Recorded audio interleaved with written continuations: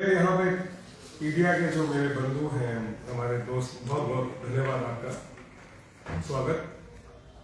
आज की जो प्रेस कॉन्फ्रेंस है उसमें एक बहुत ही इम्पोर्टेंट विषय है जिसके बारे में हमको समझना होगा। और ये जो विषय है ये है एनसी और कांग्रेस की जो अलायंस है, जो 1947 से लगातार चलती आ रही है किसी ना किसी रूप में। उसने जम्मू एंड कश्मीर में जो डिजास्टर आज तक, जो हम जिस जगह पे आज खड़े हैं आके, वो एनसी और कांग्रेस के अलायंस का एक नतीजा है। अब देखिए, बहुत बड़ी इशू ये है कि ये सारे के सारे जो अलायंस एनसी कांग्रेस करती है, ये उस वक्त करती है जब इनको लगता है कि इनका जो सामना है वो उस पावरफुल एनिमी से हो रहा है और उसके लिए वो इकट्ठे हो जाते हैं।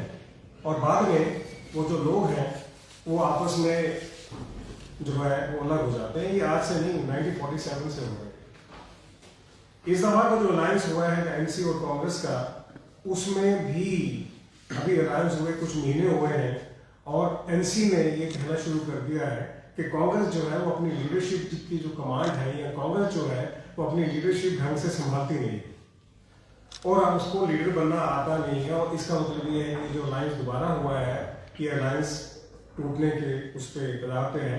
लेकिन सवाल ये नहीं है कि उसका अलायंस आज 2 महीने चलेगा या 2 साल चलेगा। प्रॉब्लम ये है कि हम जम्मू कश्मीर के जो निवासी हैं, ये कब तक इनका ये जो अपॉर्चुनिस्ट सिस्टम है उसको बर्दाश्त करते रहेंगे।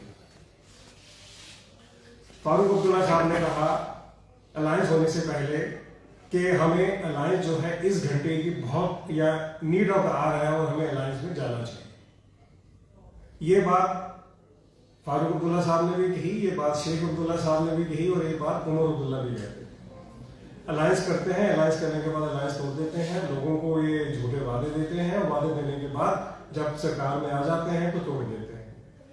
अब एक वक्त आ गया है जहां पे हमें समझना होगा कि ये चीज बहुत ज्यादा देर चल नहीं सकती और हमको इसके ऊपर संज्ञान लेना बहुत जरूरी होगा। किसको लेना है संज्ञान? जो जम्मू कश्मीर के निवासी हैं, जो जम्मू कश्मीर के लोग हैं, जिनके साथ ये अन्याय होता है, ये उनका संज्ञान लेना बहुत जरूरी है कि क्या ये जो अपॉर्चुनिस्ट पार्टीज हैं, जो अपॉर्चुनिज्म के नाम पे इकट्ठी हो जाती हैं और बाद में अलग हो जाती हैं, क्या इनका साथ देना चाहिए आगे कि नहीं देना चाहिए?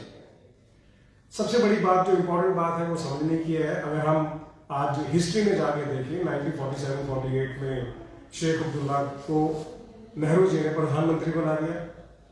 उसके बाद 1953 में उन्हीं लोगों ने ही उनको अरेस्ट कर दिया और उसके बाद जो हुआ उनको बाहर भी निकाला गया। 1975 में बाहर निकाला गया, फिर एनसी को मर्ज हो गया कांग्रेस में।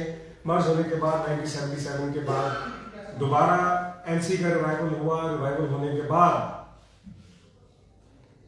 ये इंदिरा गांधी का और शेख का एकॉर्ड हुआ। एकॉर्ड होने के बाद सरकार बनी, लेकिन उसके बाद जो हुआ, लगातार अगर आप देखें आज तक इनके बहुत से अलायंसेस हुए और वो हर अलायंस जो है वो थोड़ी देर के बाद टूट जाता है। ये लव एंड हेट रिलेशनशिप है।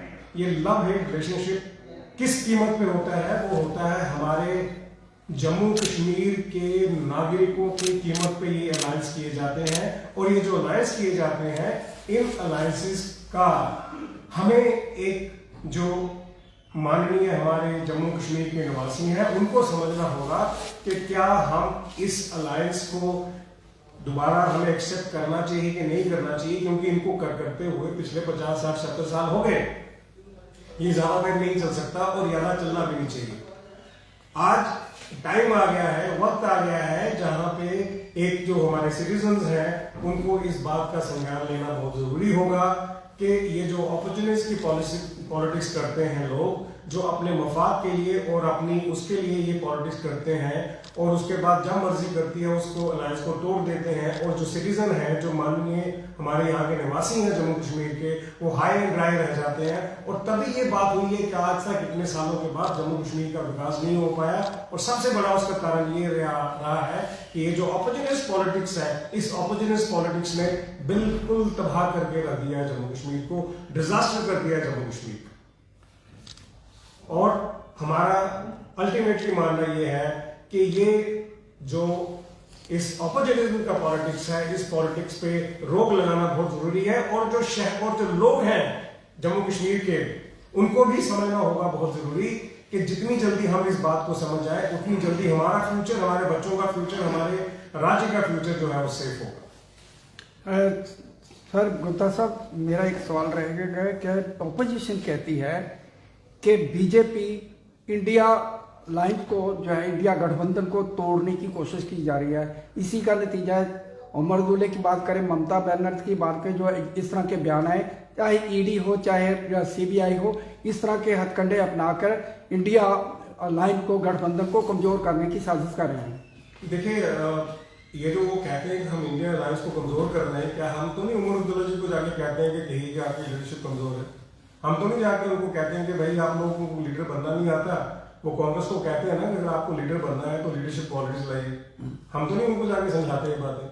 तो हमारा कहने का मतलब ये है कि इंडिया अलायंस जो बना है वो बना है अपॉर्चुनिज्म पे, वो बना है अपॉर्चुनिटी पे। अपॉर्चुनिटी क्या है कि पावर के लिए, कुर्सी के लिए मैं कुछ भी करने को तैयार हूँ, वो करते हैं। और जैसे ही कहीं पावर आ जाती है वहां पे मिलते नहीं। अब देखिए, मैं आपको छोटा सा उदाहरण देता हूँ। पोल इलेक्शन, जब पार्लियामेंट के इलेक्शन में, उसके पहले एक दफा इनकी मीटिंग, आज तक वो मीटिंग दोबारा नहीं हुई। कितनी देर हो गई इस बात को भी तो आज बहुत महीने हो गए। तो ये जो लीडरशिप होती है, जब भी आपकी ये मतलब की कोई एक संगठन बनता है, वो संगठन कभी भी चलता नहीं है। और वो चाहे हमें कुछ भी कहें, पर सच्चाई यही है कि वो लोग जो है वो सारे भिन्न भिन्न सिस्टम से आते हैं, भिन्न भिन्न अपनी सोचों से आते हैं, भिन्न भिन्न अपने जो उनके काम करने के ढंग है, उससे कभी भी संगठन चलता नहीं। गुप्ता साहब, आपने भी, बीजेपी ने भी तो किया था, पहले उनको गालियां देते रहे पीडीपी को, फिर आपने सरकार बना ली। ये भी कहे जाते अपॉर्चुनिटी, जो बीजेपी जहाँ पे उनको अच्छा लगता वहाँ वो अपना बना लेते हैं, दूसरों को गाली देते हैं। नहीं, देखिए, जहाँ तक बीजेपी का सवाल है वो आपको मानना पड़ेगा। ये बात हमने पहले भी बहुत दफा कही है कि जम्मू को एक मैंडेट मिला था, कश्मीर में उनको मैंडेट मिला था। हमें जम्मू में पहली दफा मैंडेट मिला और पहली दफा हम यहाँ पे सरकार अपनी बनाना चाहते थे। लोगों के काम जम्मू इतने सालों से, उससे पहले अगर जम्मू की हिस्ट्री देखें, जम्मू काफी बहुत ज्यादा डिप्राइव रहा है। जम्मू की हर चीज में डिप्राइव रहा है, चाहे वो मेडिकल की सीटें हो, चाहे वो किसी प्रोफेशनल सीटें हो, चाहे वो गवर्नमेंट में जॉब हो, चाहे वो सेक्टर में जॉब हो, वो काफी डिप्राइव रहा है। अब जहाँ पे वो इतना डिप्राइव रहा है, वहां पे हमें एक मौका मिला, हमने उस मौके को अवेल करने के लिए किया। लेकिन जहाँ पे हमें लगा कि ये लोग जो है ये अपने सिस्टम से बाहर नहीं आ सकते, वहां हमने सरकार छोड़ दी। Okay sir, thank you.